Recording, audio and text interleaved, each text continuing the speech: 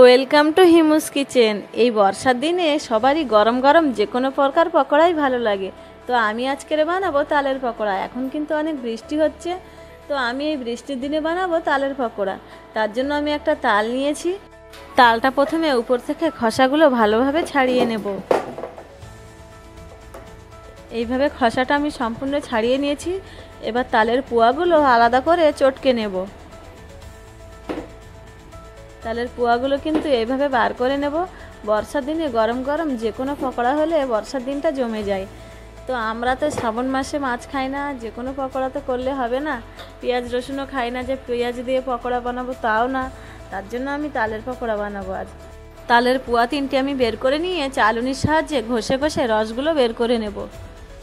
কতটা রস বেরিয়েছে! এই রসগুলোই কিন্তু তালের চুলগুলোও অনেক ছিঁড়ে ছিঁড়ে পড়েছে।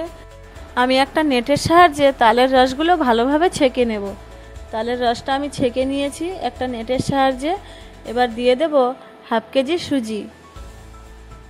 এই তালের পকোড়াটা কিন্তু খালি সুজিতেও হয়, আমি কিন্তু এতে সুজি আর চালের গুঁড়ো অ্যাড করেছি। আপনারা চাইলে খালি আতপ চালের গুঁড়ো কিংবা খালি সুজি দিয়ে বানাতে পারেন।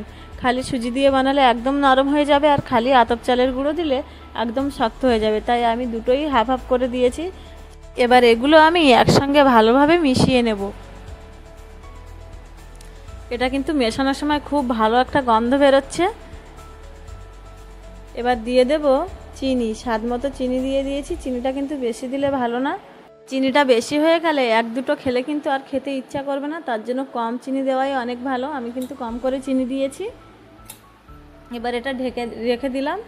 এবার কড়াইটা গরম করে কড়াইতে দিয়ে দেব সাদা তেল। তেলটা গরম হয়ে গেছে। এবার আমি ছোট ছোট পকোড়া সাইজের তালের পকোড়া ভেজে নেব। তেলটা কিন্তু অনেক গরম, আমার হাতে লেগে গেছে একটু। এই বৃষ্টির দিনে গরম গরম পকোড়া খেতে কে কে ভালোবাসো কমেন্টে অবশ্যই জানাবে। আমার কিন্তু এদিকে রেডি হয়ে গেল তালের পকোড়া। বৃষ্টির দিনে কিন্তু পকোড়া খেতে সবাই ভালোবাসে। তাই আমার মেয়ে আজ সকাল থেকে বায়না ধরেছে, মা আজ একটু তালের পকোড়া বানাও না, তালের পকোড়া খাবো। তো আমি কিছু না ভেবে চিনতে তালের পকোড়া বানাতে লেগে গিয়েছি। আপনাদের কার কার এই তালের পকোড়াটা ভালো লেগেছে কমেন্টে অবশ্যই জানাবেন। আর বাড়িতে বৃষ্টির দিনে এরকম একটা তালের পকোড়া অবশ্যই ট্রাই করে দেখবেন। এই তালের পকোড়াটা কিন্তু খেতে খুব সুন্দর হয়। এই জিনিসটা কিন্তু আমরা সবসময় পাই না খেতে। তালের পকোড়াটা কিন্তু আমরা বছরে একবারই খেতে পারি, কারণ তালটা কিন্তু সবসময় থাকে না। এই তালটা যখন পাকে তখন আমরা একবারই খেতে পারি বছরে।